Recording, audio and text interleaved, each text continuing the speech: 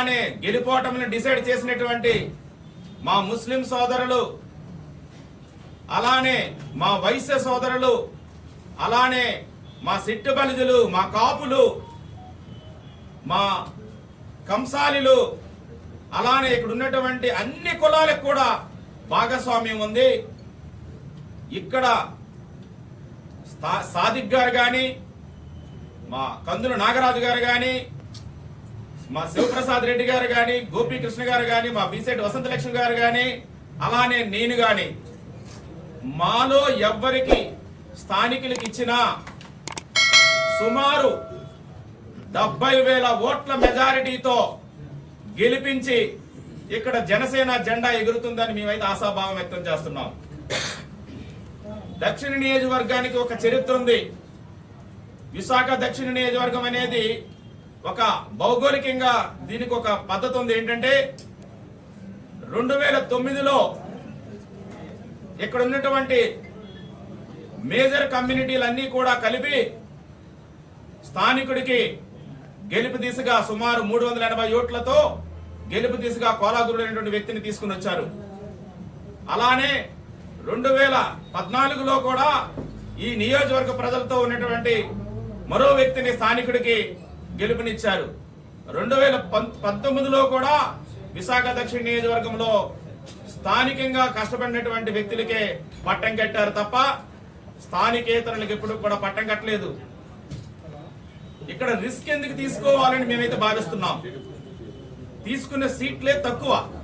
ఆ తక్కువలో 100% గెలవడానికి సిద్ధంగా ఉన్నటువంటి ప్రజలందరూ కూడా స్థానిక నాయకత్వంతో జనసేన పార్టీ, మా నాయకులు, మా సిద్ధాంతాలు, మా విలువలతో ముందుకున్నారు. ఎట్టి పరిస్థితుల్లో కూడా స్థానికేతరులకి ఇక్కడ ఇవ్వకూడదని చేతులెత్తి మొక్కుతున్నాం, కోరుతున్నాం, రిక్వెస్ట్ చేస్తున్నాం. 3 పార్టీలకు కూడా దయచేసి గెలవడానికి సిద్ధంగా ఉన్న తరుణంలో పక్క పార్టీల్లో పనికిరానటువంటి, పక్క నియోజకవర్గాల్లో పనికిరానటువంటి వ్యక్తుల్ని మా నెత్తి మీద పెడితే మేము వాళ్ళని మోయలేము, గెలిపించలేము. ప్రజలు తిరగబడుతున్నారు, ప్రజలు యాక్సెప్ట్ చేయడం లేదు. జనసేన పార్టీ కోసం పనిచేసే స్థానిక నాయకులకు అవకాశం ఇస్తే మరలా వైఎస్ఆర్సీపీని ఇంట్లో కూర్చోబెడతాం. జనసేన పార్టీలో ఉన్నటువంటి స్థానిక నాయకులకి అవకాశం ఇస్తే వైఎస్ఆర్సీపీ ప్రభుత్వాన్ని బంగాళాఖాతంలో కలుపుతాం. ప్రజల్లోకి తీసుకురాకుండా చేయడానికి సిద్ధంగా ఉన్నాం. దయచేసి కూడా లేవు. ప్రజాస్వామ్యంలో ప్రతి ఒక్కరికి కూడా వారి యొక్క మనోభావాలను తెలిపే హక్కు ఉంది. అందులో భాగంగానే ఈరోజు మేము తెలియజేస్తున్నాం. విశాఖపట్నం దక్షిణ నియోజకవర్గం జనసేన పార్టీ స్థానిక ముఖ్య నాయకులు కార్పొరేటర్ గారు మొహమ్మద్ సాదిక్ గారు మరియు నేను అనగా డాక్టర్ మూగు శ్రీనివాసరావు, జనసేన పార్టీ మత్స్యకార వికాస విభాగం రాష్ట్ర ప్రధాన కార్యదర్శి. ఈరోజు ప్రెస్ మీట్ యొక్క ముఖ్య ఉద్దేశం ఏంటంటే దక్షిణ నియోజకవర్గంలో వైఎస్ఆర్సీపీ పార్టీని గెలిపించడానికి మేము సిద్ధంగా లేము, జనసేన పార్టీ జెండా ఎగరేయడానికి సిద్ధంగా ఉన్నామని ప్రజలకి, మీడియాకి తెలియపరచడానికి ఈ సమావేశం పెట్టడం జరిగింది. ఎట్టి పరిస్థితుల్లో కూడా వైఎస్ఆర్సీపీ పార్టీని బంగాళాఖాతంలో కలిపి జనసేన జెండా స్థానిక నాయకత్వంతో విశాఖ దక్షిణ నియోజకవర్గంలో ఉన్నటువంటి అన్ని సామాజిక వర్గాలని కూడగట్టుకొని దక్షిణ నియోజకవర్గంలో ఉన్నటువంటి 14 వార్డుల్లో ఉన్నటువంటి పార్టీ కోసం కష్టపడినటువంటి, సుదీర్ఘకాలం ఎన్నో త్యాగాలు చేసినటువంటి మా జన సైనికులు, మా వీర మహిళలు, మా వార్డు నాయకులు, మా నియోజకవర్గ నాయకులు, అలానే మాకు సహకరించినటువంటి మా రాష్ట్ర నాయకత్వానికి ధన్యవాదాలు. ఈరోజు విశాఖపట్నం వైఎస్ఆర్సీపీ ప్రభుత్వం వచ్చిన తర్వాత కబ్జాలకి అడ్డాగా మారింది.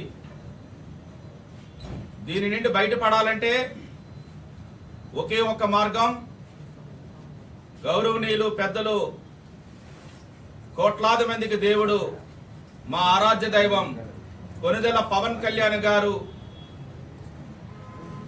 స్థాపించినటువంటి మా జనసేన పార్టీకి ఈసారి గాజు గ్లాసు గుర్తుపై ఓటు వేసి గెలిపించాలని పిలుపివ్వడానికి ఈరోజు ఈ పత్రికా సమావేశం పెట్టడం జరిగింది. కానీ చాలా బాధాకరమైనటువంటి సంఘటనలు చూస్తున్నాం. గత కొన్ని రోజులుగా జనసేన పార్టీలో స్థానికంగా సుదీర్ఘకాలం కష్టపడినటువంటి ఎంతో మంది ఎన్నో త్యాగాలు చేసి ఈరోజు జనసేన పార్టీ గెలవడానికి సిద్ధంగా ఉన్న తరుణంలో